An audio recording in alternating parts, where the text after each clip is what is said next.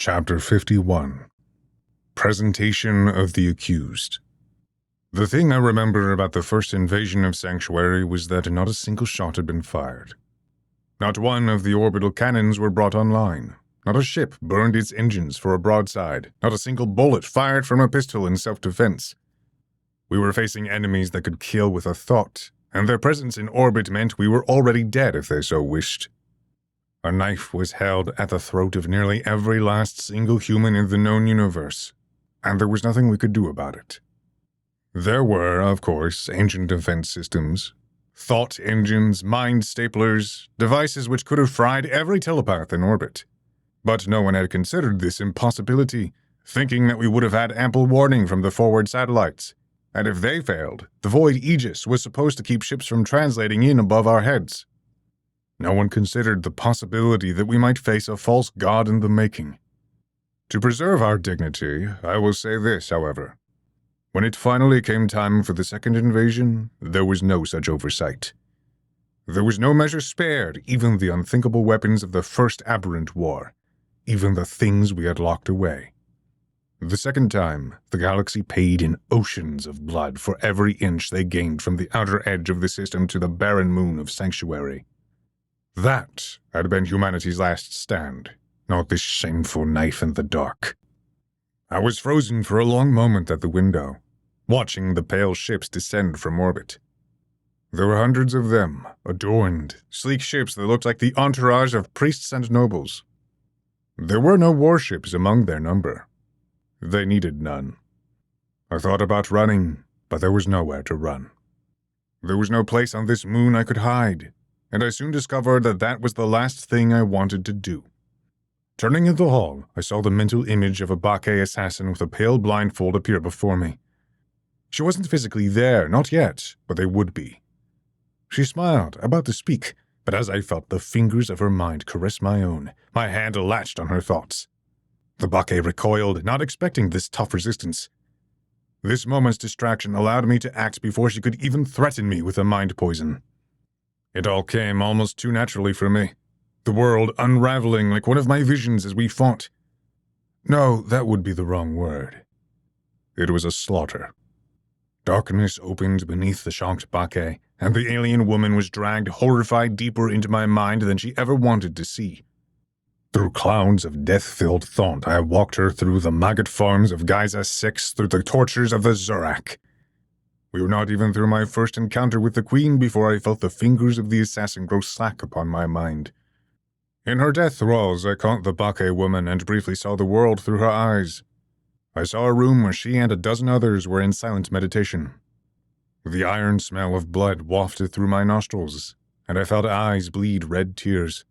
The others were too immersed in their concentrations to notice their compatriot fall motionless to the floor. Darkness followed, and I was standing back in the corridor of Sanctuary, not harmed in the slightest. I glanced around. The ships were still descending. I saw one, bigger than the rest, less a ship and more a sun-bleached city with golden sails descending gently towards the ocean. A storm of panicked thoughts threatened to overtake me, but I silenced it. It was something neither Amon nor English trained me in, but over the years, if I wished to evade detection from my telepath mother, I could temporarily quiet my thoughts, resume some of the emptiness of Giza 6. It wouldn't work for long. I couldn't dampen perception, and English always caught me in the end. But I saw I was not far from our habitation tower, and it would buy me enough time to try to find Amon. No matter what terrible thing in the universe faced us, he always knew what to do. And if he didn't... That needle of worry nearly punctured me, threatening to send me into a spiral of despair. But the years of discipline Amon had instilled caught me at the last moment.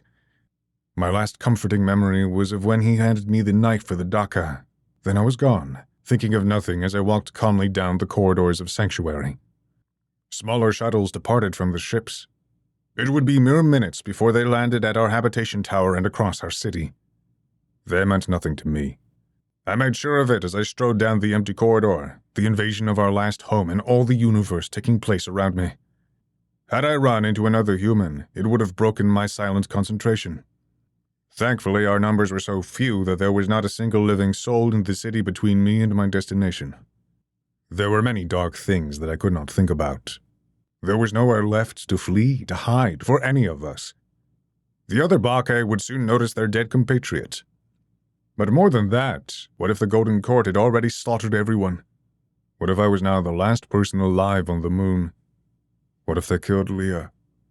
I could not ruminate on that, for it would assist in them finding me again. I had to deny everything, every anxiety that used to so easily torment me on the Aphelion.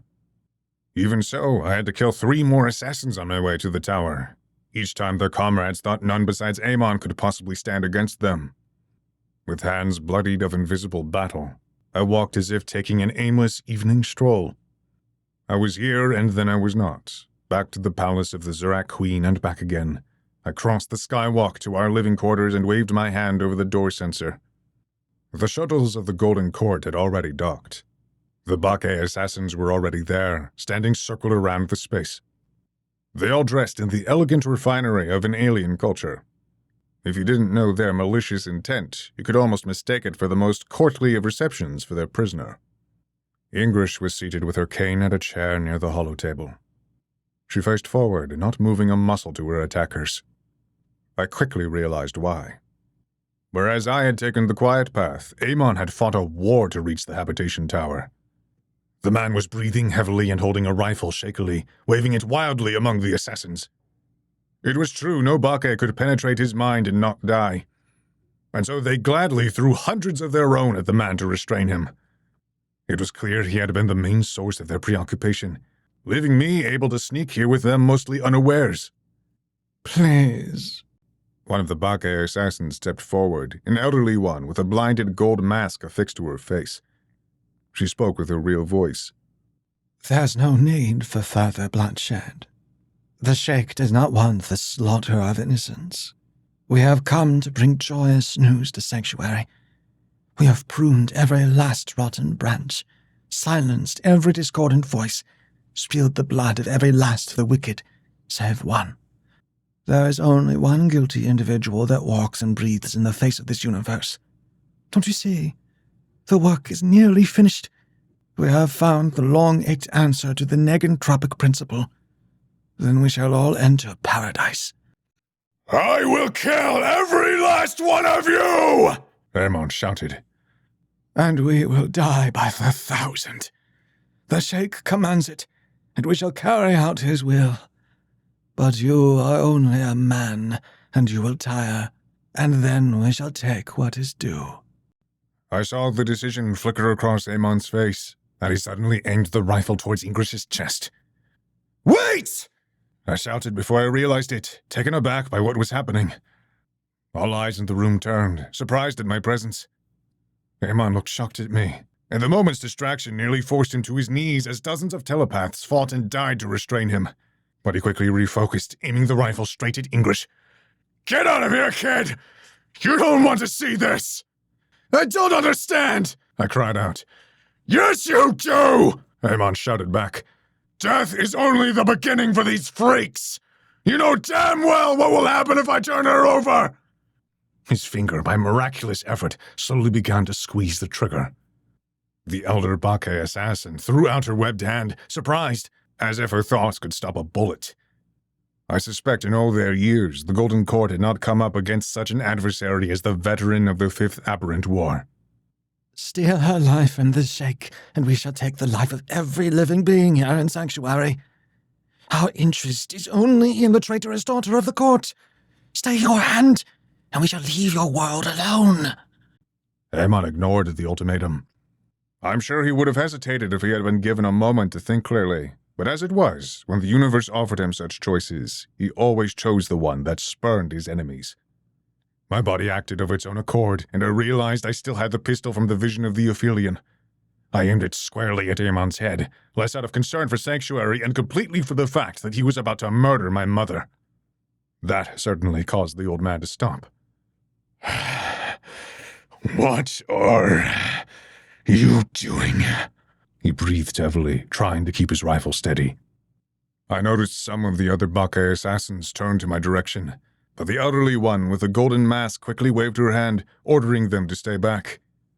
One gun accidentally going off was dangerous enough. That, or she expected me to be able to talk Amon down. However, it was English who broke the standoff. Stop. I'm not worth that, Amon, and you know it. They say they will spare Sanctuary, and they will keep their word. The Golden Court does not lie. The elder Bacchae, the one with the gold mask, hesitated at the kind words of the traitor. I imagined the alien woman expected the foulest curses, pleading perhaps. Amon shook his head.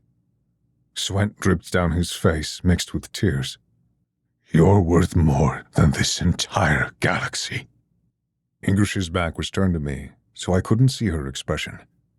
She slowly reached up and took off her scarlet blindfold, and with some gesture invisible to me, she spoke with a tremble in her voice. Let me go.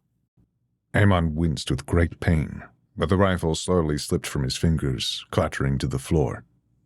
2 Bacchae assassins came forward to drag English away, but my mother stood up with a cane, waving them aside that she could stand on her own.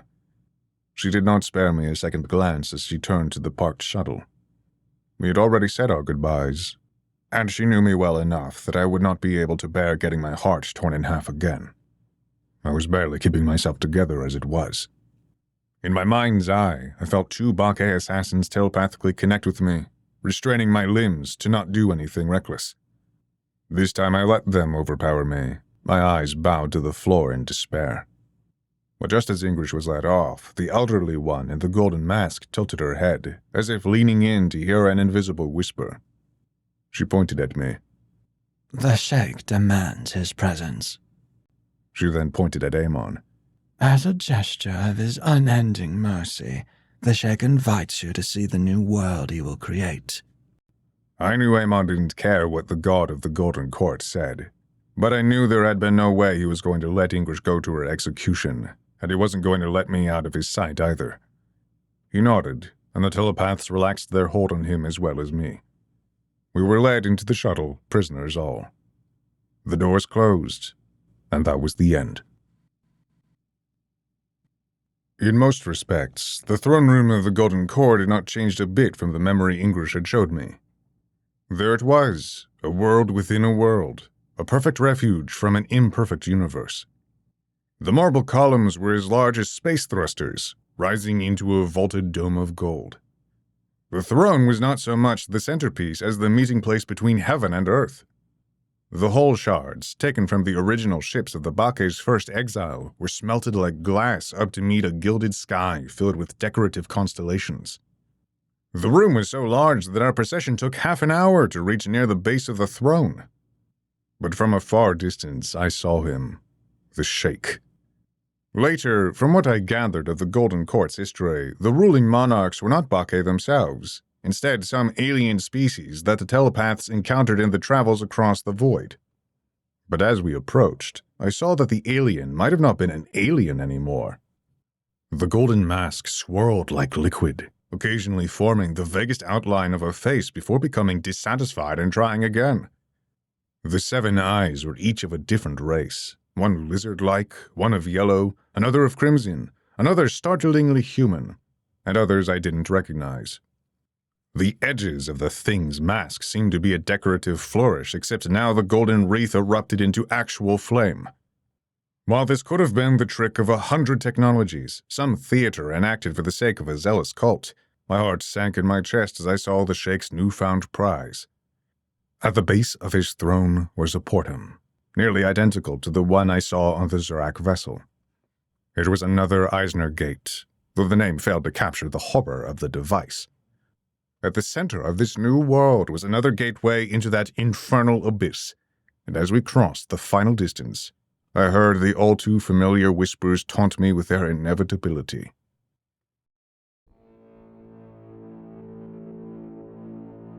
In special thanks to our patrons,